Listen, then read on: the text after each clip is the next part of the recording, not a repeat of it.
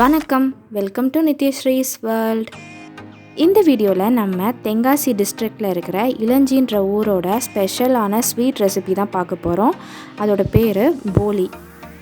போலினாலே பொதுவாக வெல்லம், தேங்காய் இதெல்லாம் சேர்த்து தான் பண்ணுவாங்க. ஆனால் இளஞ்சி ஸ்பெஷல் போலியில் இந்த தேங்காய், வெல்லம் இந்த 2 இன்க்ரீடியண்ட்டுமே சேர்க்க மாட்டாங்க. இந்த போலி ரெசிபியை நம்ம 3 ஸ்டெப்பாக பண்ண போகிறோம். ஃபஸ்ட்டு மைதா மாவு பிசைஞ்சு ஊற வைக்கணும். உள்ளே ஸ்டஃப் பண்ணுறதுக்கு பூர்ணம் செய்யணும். போலி ப்ரிப்பேர் பண்ணி தோசைக்கல்ல போட்டு எடுக்கணும். போலி செய்கிறதுக்கு தேவையான இன்க்ரீடியன்ட்ஸ்: மெயின் இன்க்ரீடியண்ட் மைதா மாவு 1 கப், கடலைப்பருப்பு 3/4 கப், சர்க்கரை 1/4 கப், நெய், அரிசி மாவு. இந்த 5 இன்க்ரீடியண்ட் வச்சு தான் நம்ம போலி இன்றைக்கி செய்ய போகிறோம். இந்த போலி செய்கிறதுக்கு ஃபஸ்ட்டு மைதா மாவை பிசைஞ்சு வச்சிடணும். அது ஊறணும். அதுக்குள்ளே நம்ம பூர்ணம் ரெடி பண்ணிடலாம். இப்போ ஒரு பவுலில் மைதா மாவை போட்டிருக்கேன். அது கூட கொஞ்சம் கொஞ்சமாக தண்ணி சேர்த்து நல்லா பரோட்டாக்கு பிசைவோம்ல, அந்த மாதிரி பிசைஞ்சு எடுத்துக்கணும்.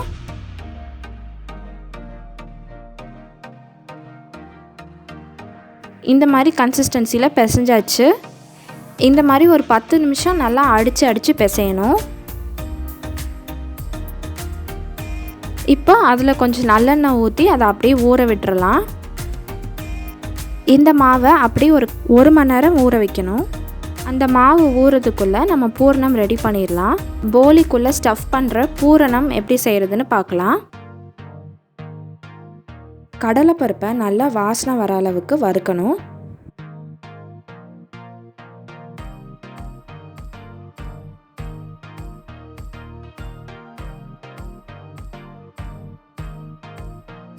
கடலைப்பருப்பை நல்லா வாஷ் பண்ணிவிட்டு ஒரு ப்ரெஷர் குக்கரில் போட்டு தண்ணி ஊற்றி நல்லா மசிகிற அளவுக்கு வேக வச்சு எடுக்கணும்.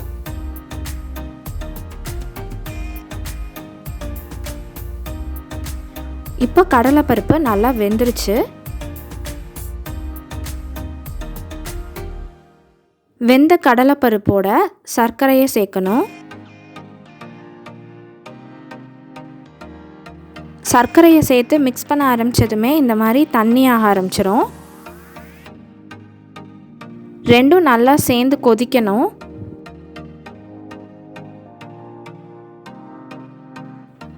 இந்த மாதிரி ரெண்டும் ஒன்றா சேர்கிற அளவுக்கு கொதித்ததும் அதை நல்லா ஆற வச்சிடணும். நல்லா ஆறினதும் அதை ஒரு மிக்சர் ஜாரில் போட்டு நல்லா பேஸ்ட்டாக அரைச்சி எடுத்துக்கணும். மிக்சர் ஜாரில் நல்லா அரைச்சாச்சு. அதை மறுபடியும் நம்ம அடுப்பில் வச்சு நல்லா கிண்டணும்.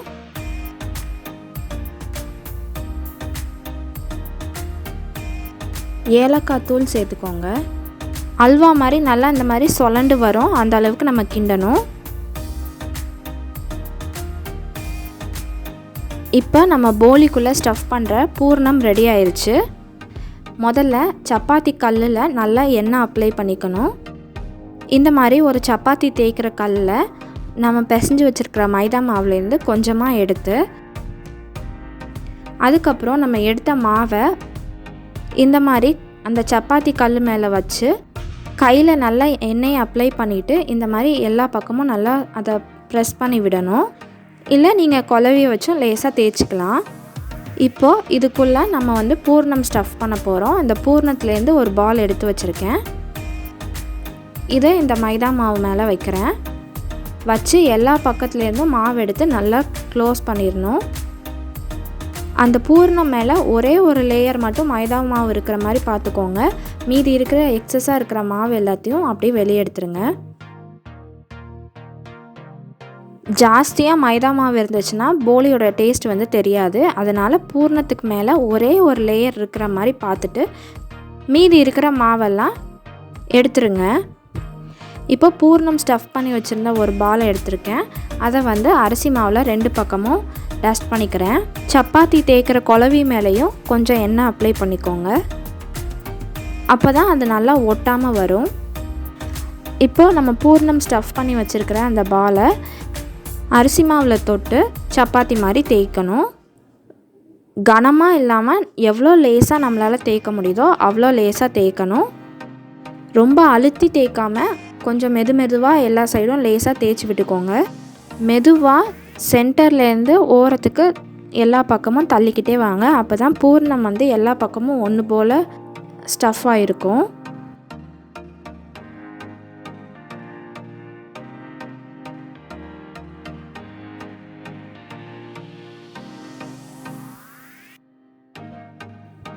இப்போ போலியை நல்லா மெல்லிசாக தேய்ச்சாச்சு. தோசைக்கல்லை சூடு பண்ணியிருக்கேன். நம்ம ரொம்ப மெல்லிசாக தேய்ச்சி வச்சுருக்கனால எல்லா பக்கத்துலேருந்தும் கொஞ்சம் கொஞ்சமாக எடுத்து பாருங்கள். எடுத்து பார்த்துட்டு அதை அப்படியே ஃபுல்லாக எடுக்கிறதுக்கு ட்ரை பண்ணுங்கள். நம்ம கல்லில் ஆயில் அப்ளை பண்ணியிருந்தா கூட மைதா மாவுன்றனால இந்த கல்லோடு ஒட்டிக்கிறதுக்கு நிறையவே சான்ஸ் இருக்குது. அதனால் நீங்கள் எடுக்கிறப்போ பார்த்து எடுக்கணும், இல்லைன்னா போலி வந்து பிஞ்சு போயிடும். எந்த பக்கம் உங்களுக்கு ஈஸியாக எடுக்க வருதோ அந்த பக்கம் எடுக்க ஆரம்பிச்சிட்டு அந்த கைக்கு ட்ரான்ஸ்ஃபர் பண்ணிக்கோங்க. அப்போ தான் எடுக்கிறதுக்கு ஈஸியாக வரும். இப்போது நான் இதை தோசைக்கல்லில் போடுறேன். நம்ம மெல்லிசாக வேறு தேய்ச்சிருக்கோம், அதனால் இது சீக்கிரமாக வெந்துடும். பரோட்டா சப்பாத்தி மாதிரி ரொம்ப நேரம் ஆகாது. இந்த மாதிரி லேசாக பபிள்ஸ் வர ஆரம்பித்ததும் அது மேலே கொஞ்சம் நெய் ஊற்றிக்கோங்க.